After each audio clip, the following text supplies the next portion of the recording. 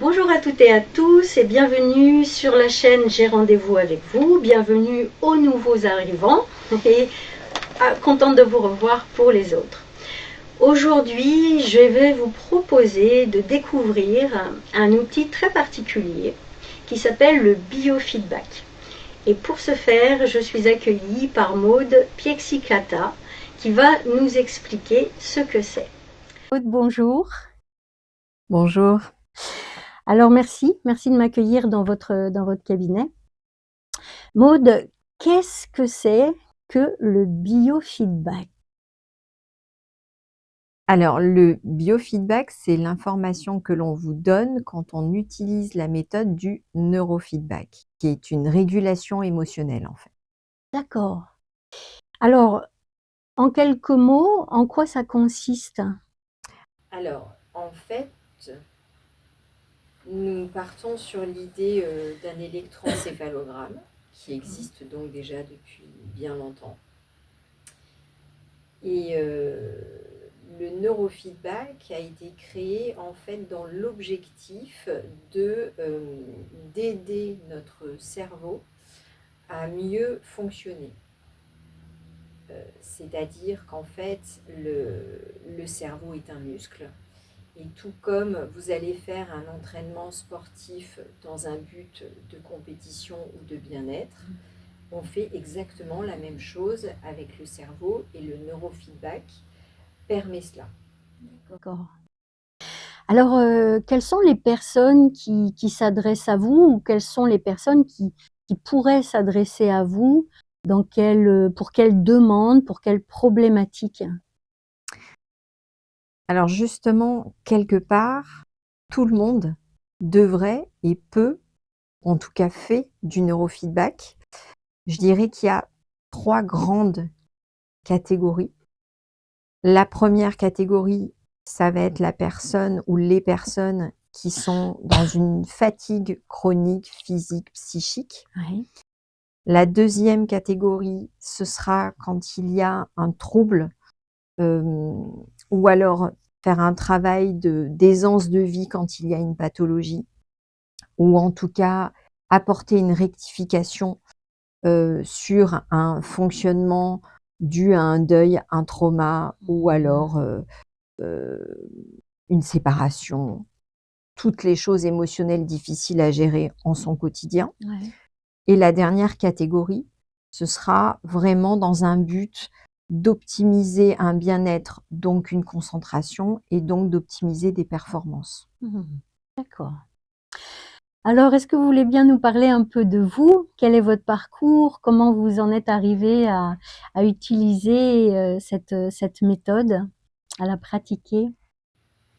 Alors en fait, moi initialement, j'ai plutôt un parcours commercial dans le monde de la santé pharmaceutique. Mmh. La vie a fait que j'ai rencontré le père de ma fille qui était dans le milieu des assurances et nous avons travaillé ensemble car moi je devais développer le côté santé justement. D'accord. Et avec l'arrivée de notre enfant, il a été détecté dès la maternelle euh, justement ce trouble donc, qui était au départ la dyslexie, même si c'était une expérience nouvelle dans le sens où, donc je vous parle de ça il y a plus de 10 ans maintenant, euh, euh, la dyslexie, il y avait un trouble 10 mais c'était pas encore complètement détecté, on était fin maternelle. Et là, en fait, en tant que maman, quand vous n'avez pas été forcément concerné par cela avant, vous arrivez dans un autre univers. Tout à fait. La scolarité a continué, arrive le CP, et là, on continue les investigations. Donc, il y a en effet ce trouble dyslexie qui sort, accompagné de la dysorthographie. On continue dans la scolarité, on met une méthode de travail en place, orthophonique. Donc, pour l'instant, on est plutôt classique. Ah oui. Et là, on détecte un trouble qui était là, mais qu'en fait, que l'on constate souvent avec l'apprentissage, qui est le TDAH. Oui. Et là, on rentre encore dans un autre univers.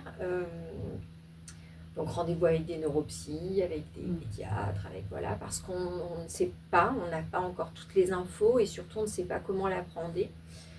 Et en fait, c'est quelque part, c'est pas quelque part, c'est grâce à ma fille, c'est grâce au fonctionnement de ma fille que j'ai découvert l'univers du neurofeedback, parce que je savais que cette méthode existait puisqu'elle est canadienne, beaucoup utilisée Canada, États-Unis, beaucoup utilisée, mais surtout dans le cadre hospitalier. Et en fait, en libéral depuis peu, en 2017.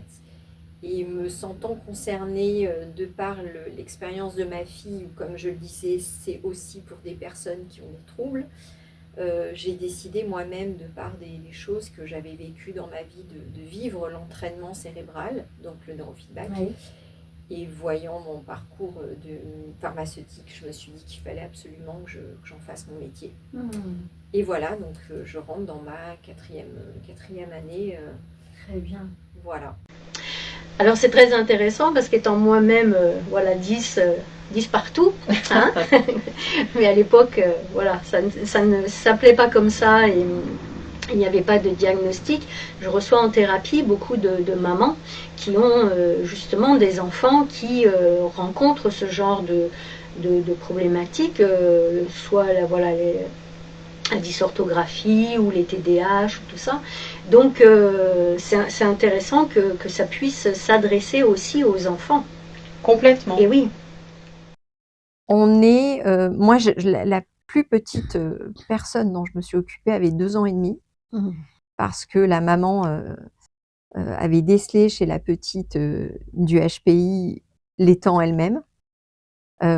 Donc voilà, et la plus âgée, 78. Donc à partir du moment, en fait, je pense qu'il est important de désacraliser le neurofeedback et tout ce qui est en lien avec le cerveau, parce que de toute façon, c'est le chef d'orchestre d'une personne. Tout à fait. Et si le chef d'orchestre, déjà, au départ, n'est pas aidé dans son fonctionnement, même s'il est très performant et que c'est un outil fantastique, alors de toute façon, tout le monde est concerné et de toute façon, ça apporte un meilleur vécu.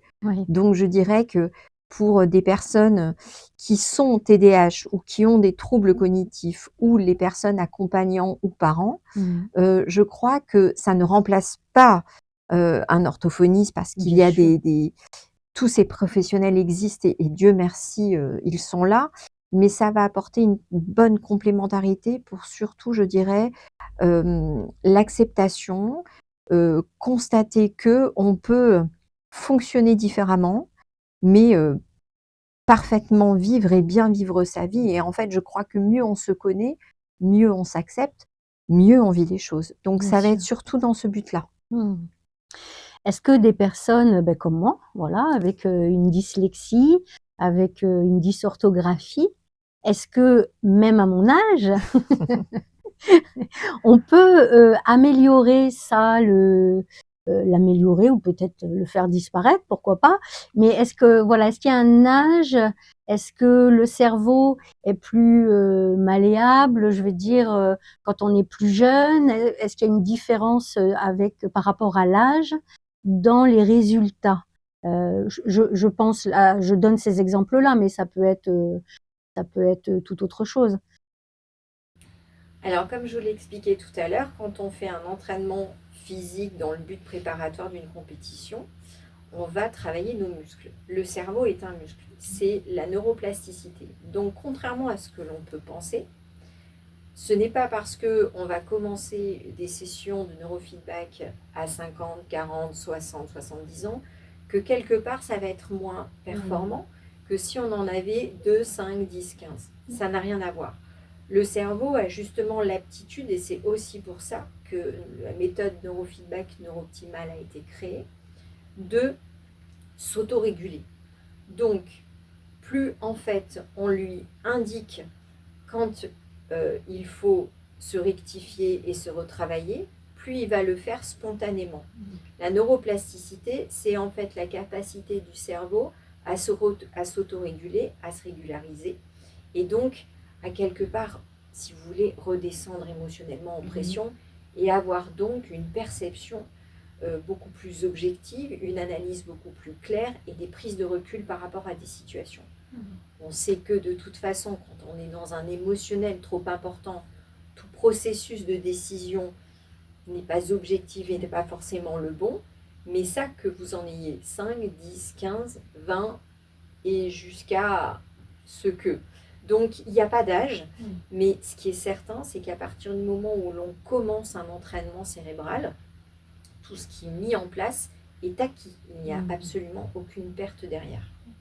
Alors, quels exemples vous pourriez donner de personnes qui sont venues vous voir, donc des exemples peut-être différents, qui ont utilisé le biofeedback et qui ont obtenu les résultats pour lesquels ils étaient venus? Il y a tout simplement la personne au départ qui a plutôt un profil artistique et qui veut encore optimiser son imaginaire. On va avoir également des profils TDAH que je suis beaucoup. Où souvent avec ça, on a soit le profil TDAH qui ne sait pas encore qui l'est, qui vient d'avoir des examens et dans l'attente a des doutes, et donc il y a aussi tout un émotionnel de savoir pourquoi, comment, et si j'ai l'explication, ça va me permettre d'avancer. Va y avoir la personne ou les personnes qui vont avoir des troubles cognitifs, où il y a déjà un orthophoniste, mais je dirais que la stigmatisation, par exemple, d'un ado ou d'un enfant dyslexique, la stigmatisation des autres enfants va être compliquée, et aussi tout simplement l'organisation du foyer qu'il doit y avoir dans la méthode de travail. Il y a cette régulation émotionnelle aussi qui est apportée. Il va y avoir aussi la personne qui s'est blessée, sportive, qui est parfaitement remise physiquement, mais qui a encore le blocage de la blessure. Elle en a conscience, mais elle ne sait pas pourquoi ça bloque. Il y a aussi la personne qui est en séparation, où il y a quand même tout un contexte de vie qui change. Il y a la personne qui va être plus... qui a déjà fait un travail avec un psychologue ou un psychiatre, donc sous médication, parce que de toute façon, il n'y a pas de contre-indication, c'est une méthode qui n'est absolument pas invasive, mais qui déjà a fait un travail, et puis un petit peu a le sentiment de tourner en rond, c'est-à-dire qu'il a ou qu'elle a conscience qu'elle avance, mais qu'il y a des blocages totalement inconscients qui sont là et qui, on ne sait pas pourquoi, font que. Donc du coup, je travaille déjà avec des psychologues qui font que dans ces cas-là, c'est moi qui vais plutôt m'en occuper, et l'accompagnement va faire qu'après, les choses se débloquent parce que ils ont un puzzle avec des pièces manquantes, elles sont là, et en fait, tout naturellement, au fur et à mesure des séances, les pièces se mettent en place, et du coup, les choses avancent à nouveau. Donc, c'est très varié. Et puis, ça va être tout simplement la personne qui est en surcharge mentale parce que la vie fait simplement que entre le quotidien, le travail, et puis l'histoire et l'éducation de chacun, il y a des fois des choses trop compliquées à gérer et on a besoin de se poser. Ça peut être aussi des troubles alimentaires, des migraines, c'est très varié. D'accord.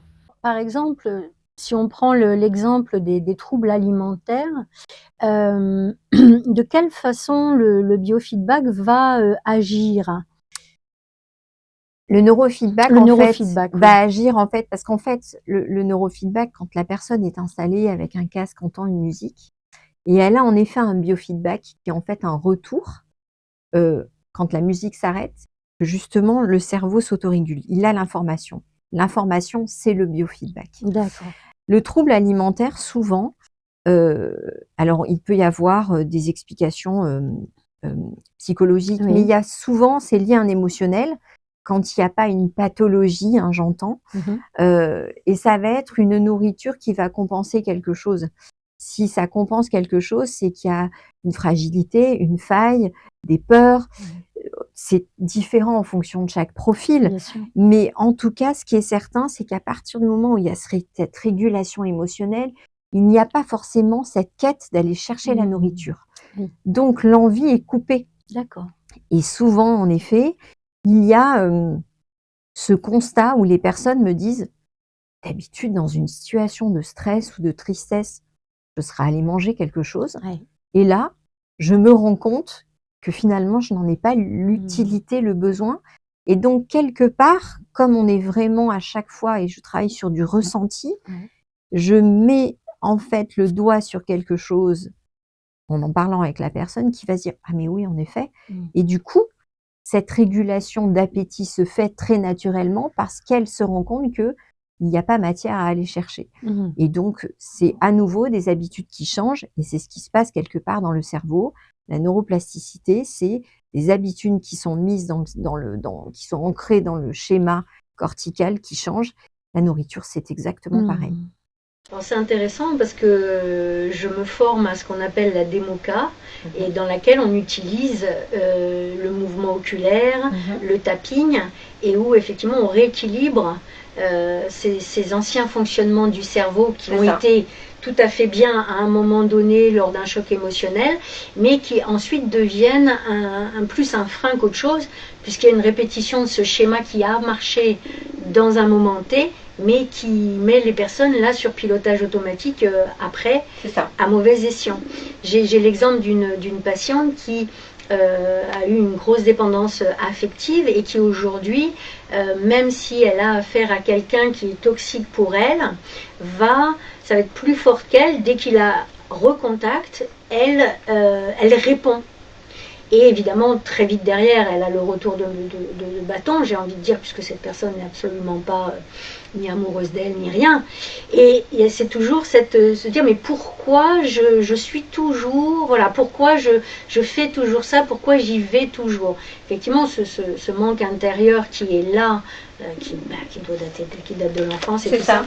Et avec, par exemple, sur un cas comme ça, avec le neurofeedback, est-ce que vous pouvez nous expliquer comment se déroule une séance? Alors, je pense que ça peut intéresser. Exactement. En fait, ce qui est super intéressant dans ce que vous venez de dire, c'est que, et j'aime beaucoup l'exemple que vous venez de prendre parce que on a beaucoup de situations de personnes comme ça qui le vivent aujourd'hui. Première chose, il faut savoir que le cerveau, je parlais de chef d'orchestre tout à l'heure, il est là pour vous sauver la vie au quotidien. Que ce soit pour traverser la route ou alors pour vous alerter quand il va estimer qu'il y a un danger qui arrive. Je vous mets l'exemple de la personne qui regarde un film d'horreur dans son salon.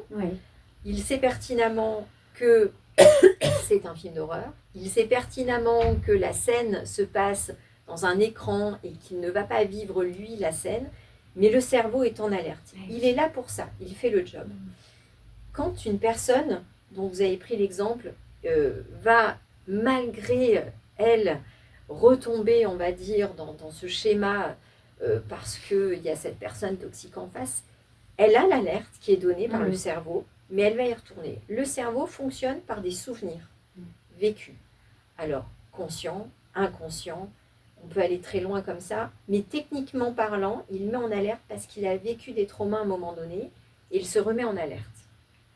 C'est ce que je disais, la neuroplasticité avec ces mêmes schémas corticaux utilisés. C'est en fait, entre chaque neurone, techniquement, vous avez une membrane, la myéline, et dans cette membrane va passer cette intensité électrique qu'il y a entre chaque neurone dans notre tête. Nous fonctionnons tous comme ça. Tous les jours, toutes les secondes, il y a ce même schéma d'intensité électrique qui se fait entre chaque cerveau dans notre tête. La neuroplasticité, c'est le changement. Je donne un exemple. Le neurofeedback, la méthode neurooptimale que j'utilise, en fait, permet à votre cerveau, quand il est capté, de voir quelque part dans tout notre cerveau, entre chaque neurone, où passe l'intensité électrique, et il va permettre à notre cerveau de voir, à un moment donné, une partie de notre tête, que l'intensité électrique soit elle est trop importante, soit elle n'est pas assez. Donc le neurofeedback, neurooptimal, va servir de miroir, en fait, si vous voulez, à notre fonctionnement, à notre cerveau, et va lui dire là, c'est trop intense, donc du coup, le cerveau va baisser le curseur. Là, c'est pas assez intense, le cerveau va remonter le curseur. Donc c'est ce qui permet l'autorégulation. C'est un petit peu l'image d'un professeur qui va surveiller une classe lors d'une évaluation. Il va passer derrière un élève, et là, il va voir que l'élève va certainement répondre quelque chose qui n'est pas du tout adapté, et il va faire le... Et là, l'élève va se dire, il va rectifier tout seul. C'est exactement la même image. Le neurooptimal, le neurofeedback permet à votre cerveau, à la personne qui est captée, de donner l'information au cerveau, là, c'est trop intense, donc notre cerveau régule. Là, c'est pas assez intense et le cerveau régule. C'est comme ça que ça se passe. Et du coup, en ayant une objectivité de fonctionnement, cette régulation émotionnelle, une personne va avoir plus de recul quand tu vas avoir un élément qui va se dire, me rappelle, là, et ben là, non, c'est pas bon pour moi. Il y a cette objectivité qui se met en place. Elle sera en capacité à ce moment-là de dire non, mais surtout de ne pas se sentir ce besoin impérieux d'y aller quand même. C'est ça. Il y aura ce recul-là de dire, voilà, ce sera juste une information, ça non, c'est pas bon pour moi, C'est j'y vais ça. pas. Il y aura plus quelque chose qui pousse à l'intérieur pour y aller Exactement. absolument. Il y a un processus de décision qui se fait, en fait, en total alignement avec notre volonté. Parce Ouais. que entre refuser quelque chose, mais que ce soit totalement chronophage, parce que Ouais. ça lutte à l'intérieur, et le faire parce que ce n'est pas ce qu'il nous faut, ou c'est ce qu'il nous faut, dans un sens ou dans l'autre, c'est ça, c'est Ouais. fluide. On est vraiment dans le ressenti. Et souvent d'ailleurs, les personnes qui le ressentent, qui n'ont pas vu d'ailleurs un psychothérapeute ou un Ouais. psychologue, après vont trouver le vocabulaire et vont avoir besoin par la suite souvent D'aller voir un de thérapeute. mettre des Des mots mots. sur leurs mots. Une fois Ouais. qu'ils ont compris, capté, ressenti la chose, aussi pour ça que je travaille avec des psys. Et Ça peut oui. être dans un sens comme dans un autre. Bien sûr. Oui. Oui. Oui, parce que c'est vrai que des fois, certains patients arrivent en disant je vais pas bien, je me sens pas bien, mais je sais pas vraiment pourquoi. C'est ça. Ils n'arrivent pas à démêler. Exactement. Alors tout à l'heure, vous avez parlé des artistes qui viennent vers vous. Dans quel cadre ils viennent vers vous?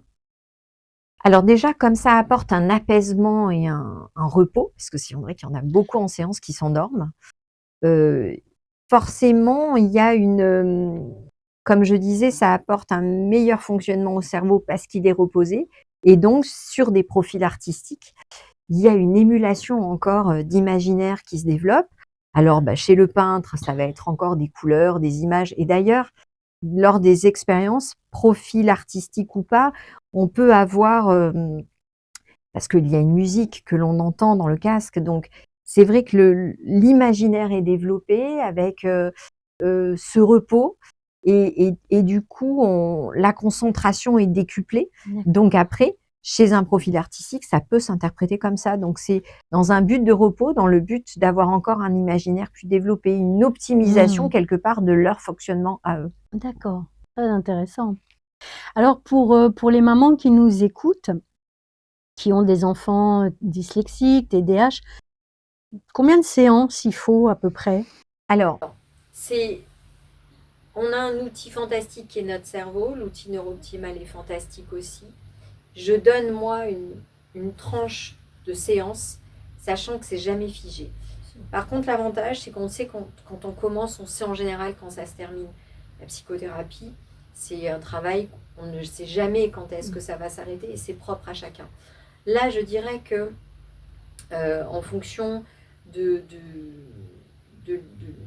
trouble, parce que c'est vrai qu'il y a aussi des degrés, souvent, quand on est sur un trouble cognitif ou un TDAH, on peut dire qu'entre 6, 8, 10 séances, on a déjà des résultats très sympathiques, sachant que moi, de toute façon, volontairement, je vais bloquer à 10, mais ça, c'est ma façon de travailler, parce que en effet, déjà, l'enfant est suivi par un orthophoniste, il est suivi souvent par un psychologue, ou alors un psychomotricien, voilà. Donc, il est important quand même qu'il ait le sentiment que il est juste une personne qui a son fonctionnement à lui, et puis la maman aussi, le foyer aussi.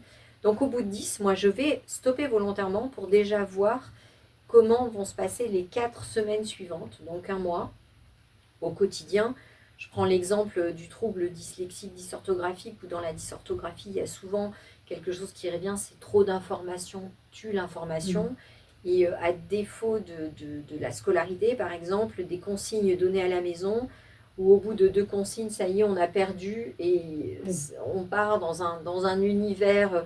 Donc déjà, voir au quotidien, dans la gestion du quotidien, comment ça se passe, dans le fait d'avoir une gestion émotionnelle beaucoup plus calme. Et après, on adapte. L'objectif étant de voir surtout au début, comme je vais fonctionner sur un ressenti, on peut avoir des profils, des enfants ou même ados ou même adultes qui après sont très fatigués parce qu'ils relâchent ou au contraire sont en forme. Donc ça va dépendre. J'ai eu des personnes qui c'était 2 fois par semaine, d'autres 1 fois par semaine. Les rythmes sont vraiment adaptés à chacun. Et comme moi, à chaque fois, systématiquement, je reviens 24 heures après auprès de la maman pour savoir comment il s'est senti, s'il a eu de l'appétit, s'il était fatigué. Les cerveaux sont tous des cerveaux, la méthode est toujours la même, mais on réagit tous de façon différente. Donc on va s'adapter à chaque fois.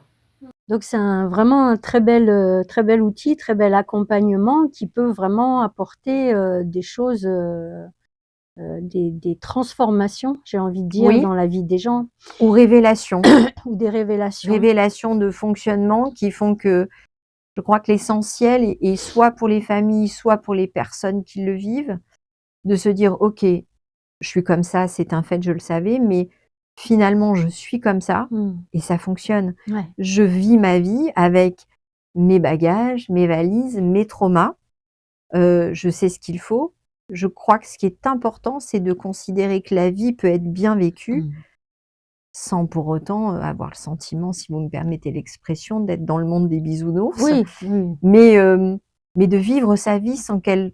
On a des tsunamis émotionnels, c'est la vie, mais je crois qu'à partir du moment où on sait comment on fonctionne, on accepte comment on fonctionne, la vie est beaucoup plus... on ne la vit pas, mais on la vit avec plus de plaisir, avec notre histoire à nous. Oui. J'imagine, mais peut-être c'est pas le cas, que par exemple pour des enfants qui ont déjà 13-14 ans, qui ont eu cette problématique de TDAH, de dyslexie, qui n'avait peut-être pas forcément été détectée ou qui n'ont pas forcément été accompagnés dans ce sens-là, j'imagine que quand ils se libèrent de ça,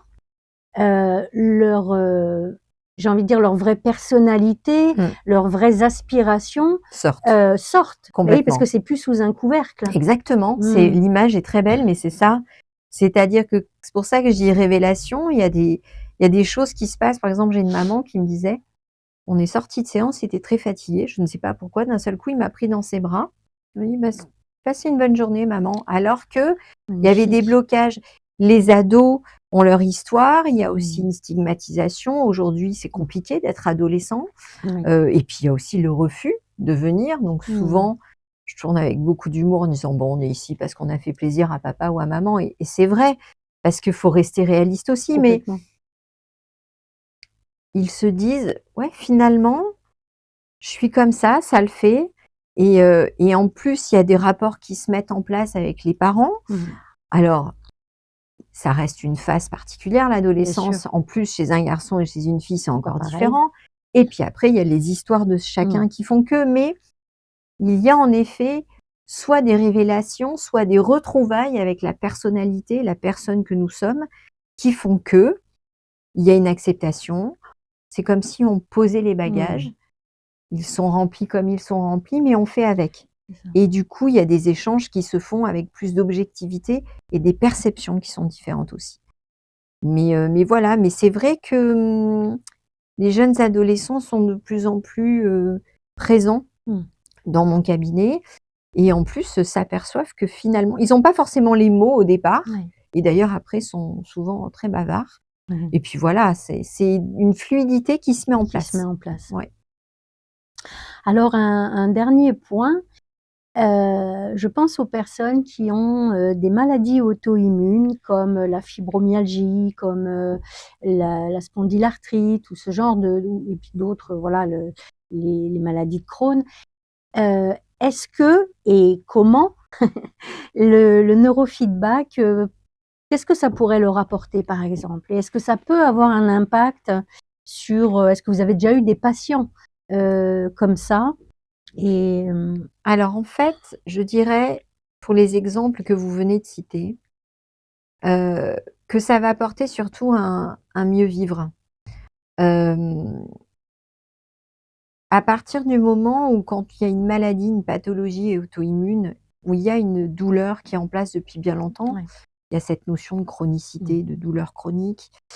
qui fait que forcément, je parlais de cerveau et de souvenirs et que donc ça déclenche des alertes. Ça crée forcément, le cerveau sait, donc va déclencher à nouveau ce stress que ça peut mettre en place, cortisol, etc., etc. L'objectif, je dirais, c'est un mieux vivre, un mieux-être.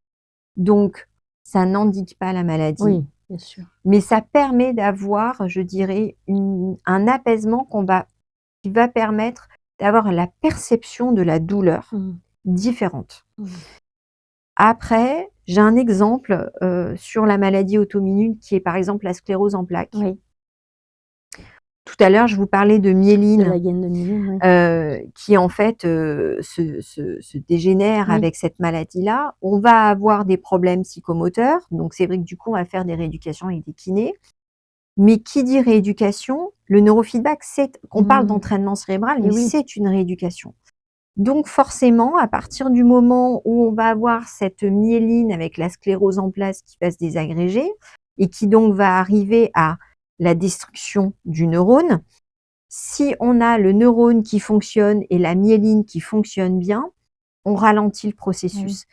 La rééducation va permettre soit un ralentissement, soit un mieux vivre au quotidien et donc de continuer à travailler la concentration, la fluidité du mouvement. Donc ça va aller avec quelque part le travail d'un kiné sur la mobilité. Donc je dirais apporter un mieux-être, un mieux vivre. Au quotidien, ça va être ça. Ce qui est déjà énorme pour les personnes qui souffrent de ces maladies-là. Exactement. Ça permet la reconnaissance, je dirais surtout, parce que c'est vrai que c'est normal.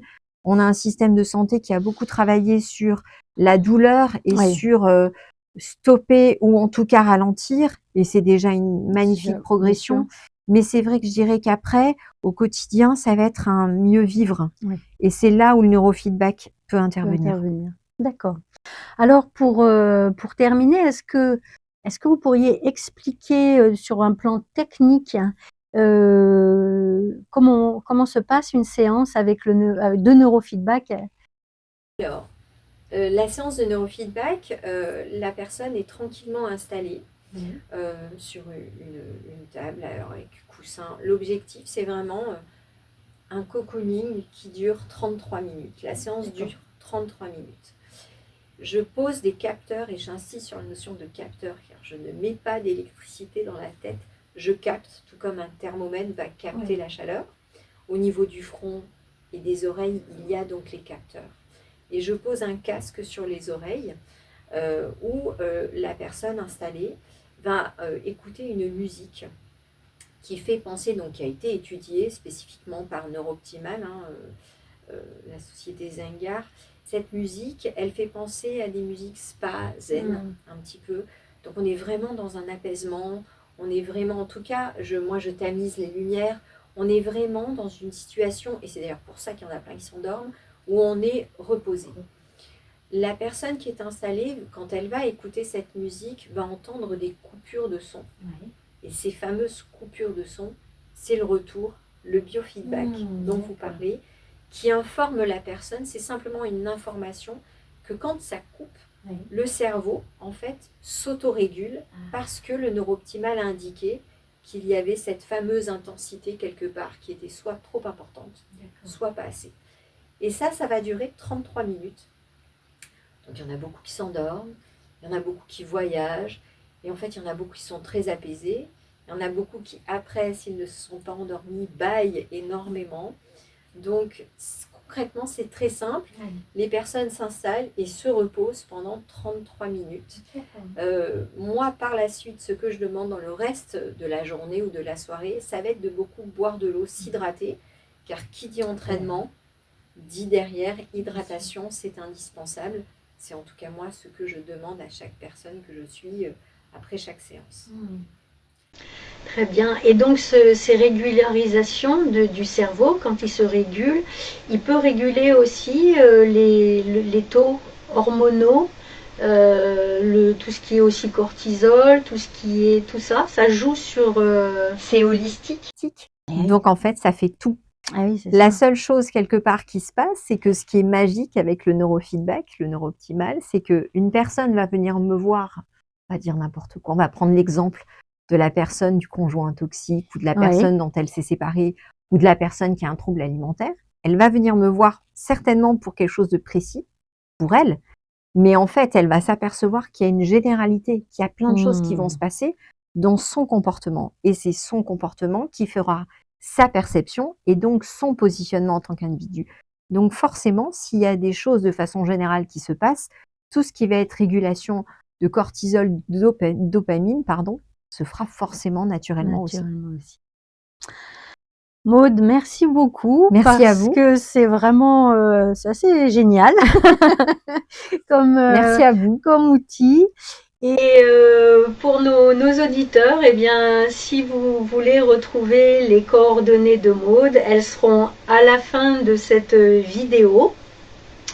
Ça peut vous ouvrir un peu l'esprit sur vraiment tout un tas de possibilités pour vous, pour vos enfants. Donc n'hésitez pas à en parler autour de vous si vous voyez cette interview. Et puis nous donnons rendez-vous très bientôt pour une autre interview. Et en attendant, prenez soin de vous.